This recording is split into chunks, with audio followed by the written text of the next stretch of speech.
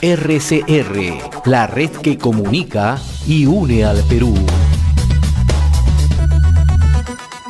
Tenemos ya en cabina la visita del doctor David Roca Basadre, candidato al Congreso de la República en Lima por el Frente Amplio con el número 9. Bienvenido, señor Roca Basadre. Buenos días, ¿cómo está? Mi disculpa, muchas gracias por la invitación. Muchas gracias. Bueno, ¿cuáles son los proyectos que está llevando el señor Roca Basadre al Congreso de la República? ¿Por qué se debería votar por el señor David Roca Basadre? ¿Cuáles son los proyectos que nos presenta? Yo soy un candidato verde, un candidato ecologista. Lo mío es una propuesta que creo que, siguiendo además una de las líneas importantes del Frente Amplio, en mi caso es casi el 100% de mi propuesta. Yo soy un candidato ecologista, un candidato verde.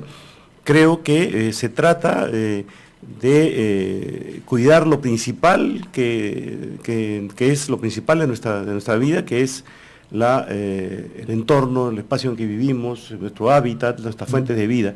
Y creo que eso por sí mismo constituye la principal de las preocupaciones que debemos tener, sobre todo hoy en día, con tantas amenazas de cambio climático, de probable estrés hídrico, de probable carencia de una serie de habituallamientos en nuestra ciudad, ¿no? Yo pregunto si cualquier otro proyecto es posible si es que no disponemos de lo básico, que es justamente las fuentes de vida, ¿no? Sí, precisamente este asunto se le ha dado muy poca importancia en los últimos años, ¿no? El asunto de la protección ambiental. Si bien es cierto, hay disposiciones legales que prohíben, por ejemplo, la tala de árboles, entre otros, no se le da pues la importancia que tiene pues precisamente el asunto del verde en Lima y en el interior del país. No se le da importancia. Yo le explico por qué. La gente en la ciudad, que son la mayoría de los habitantes, viven perfectamente ajenos a las fuentes de aquello que los habitualla. No son conscientes de que aquello que compran en el supermercado, que aquello que compran en la bodega, tiene un origen que es un origen natural. En cambio, la gente del campo sí es consciente. La gente del campo sí sabe, sí está viendo que le falta agua, sí sabe que de pronto la cosecha ya no funciona como antes, que la producción es menor, él se da cuenta. La gente del campo es mucho más consciente de que hay cambios climáticos y lo están sufriendo. Pero como somos una mayoría de ciudad urbana, además muy individualista, porque así nos han educado a cada uno por lo suyo, consumista, queriendo tener cosas nada más, entonces no vivimos conscientes de eso. Vemos un poco la cosa por televisión y no nos damos cuenta, y no sabemos que eso fuego que está consumiendo parte de la Amazonía en Brasil, aunque parezca mentira, nos está afectando directamente a nosotros. Y que duró varios días, varias semanas, ¿eh? Duró varios días, varias semanas, y no son en Brasil, en Bolivia. Para hablar de, mire, dos posturas ideológicas distintas, como la del señor Bolsonaro en Brasil y la de Evo Morales en Bolivia, que fue el momento en que se daban los incendios, uno de derecha, el otro de izquierda, pero ambos despreocupados por el asunto, ¿no? Y habiendo además ambos propiciado esos incendios. Entonces esto es un tema que trasciende ideologías, es un tema de tener simplemente las nociones claras acerca de qué es lo principal. Si por ejemplo hay un grupo de gente que va a colonizar una zona, se va a instalar, pensemos en una comunidad de migrantes que van, ¿al lado de qué se instalan? ¿Se instalan en un desierto donde no hay nada o se instalan al lado de donde hay agua o hay bosque para alimentarse? Obviamente, porque lo saben, porque lo perciben, ¿verdad? Entonces, eso es. Lo que pasa es que, como digo, en las ciudades no somos conscientes de esto, ¿no?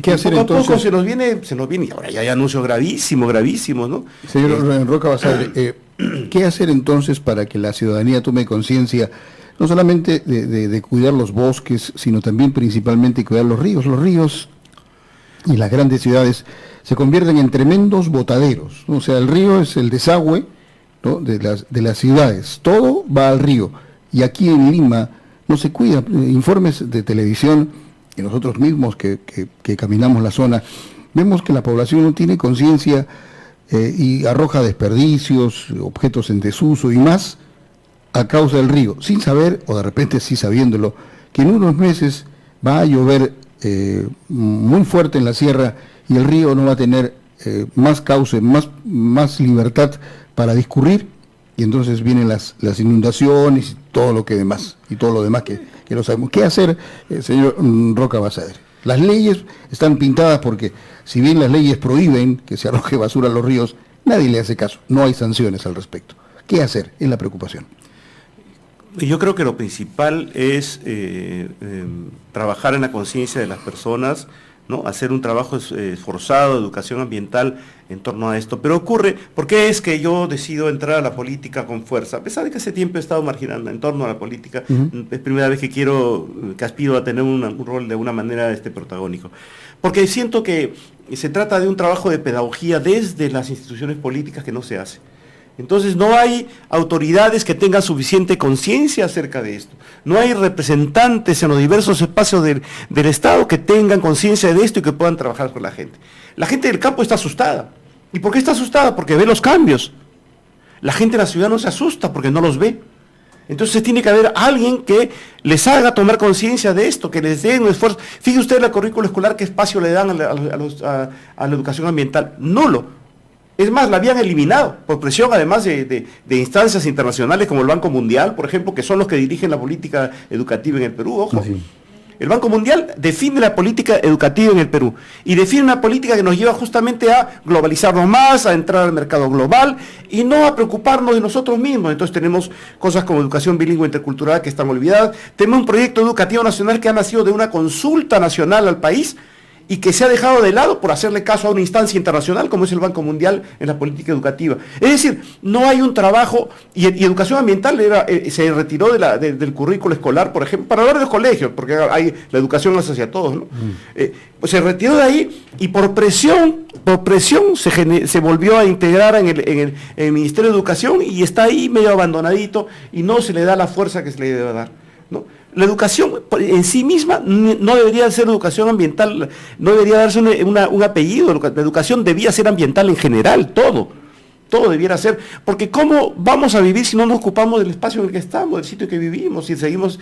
Entonces hay un trabajo de educación que tiene que darse, que no se da, que no lo asume el Estado, que no lo quiere asumir, y no lo quiere asumir porque hay fuertes intereses económicos que están detrás. Acabo de leer esta mañana de que Sedapal, una empresa estatal, está trabajando ahorita la recuperación de unos bofedales que son parte de los que suministran agua, que suministran una parte del agua que consume Lima, ¿no? Me parece una cosa importante que ese proyecto se dé, pero es un proyecto aislado. Mire, a mí me parece interesantísimo, voy a visitarlo para ver cómo funciona esto, pero me parece importantísimo, pero no se trabaja esto.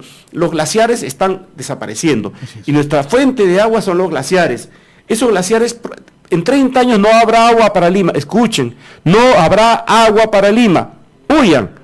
El daño es grave, es irreversible y los gobiernos no están haciendo nada. Hace algún tiempo se habló de que en las alturas de Lima habían lagunas naturales, ¿no?, formadas por lluvias que podrían de alguna manera utilizarse. Son lagunas que están a bastante altura y bastante alejadas de la capital, pero están dentro de la zona de Lima. Una vez alguien nos invitó a recorrer en un helicóptero y efectivamente ahí están las lagunas, pero nadie las aprovecha o ningún gobierno se ha preocupado del asunto. Ese es un tema.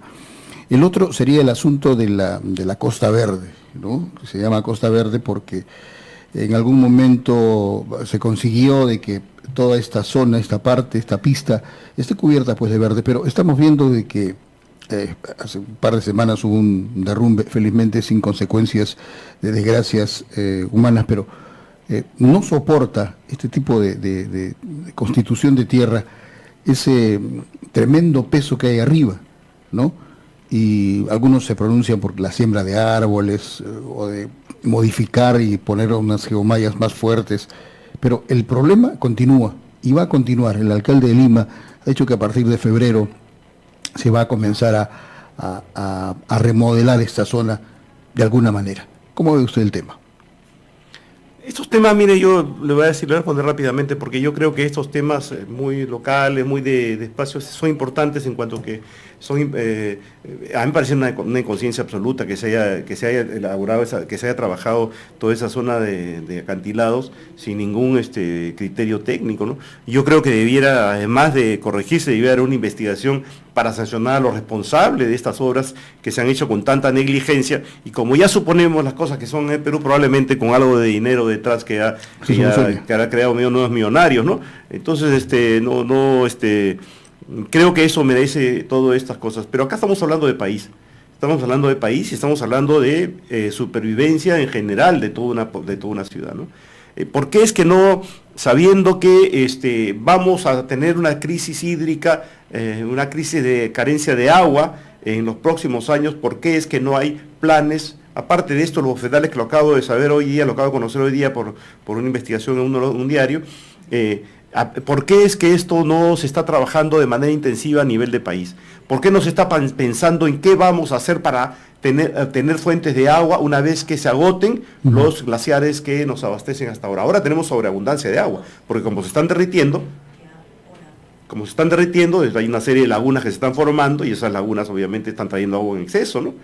Pero eso es una cosa antinatural, ¿verdad? Bueno, las gracias al señor David Roca Basadre, candidato al Congreso de la República en Lima, por el Frente Amplio. Él va con el número 9. ¿Algún mensaje breve, por favor, a nuestros oyentes?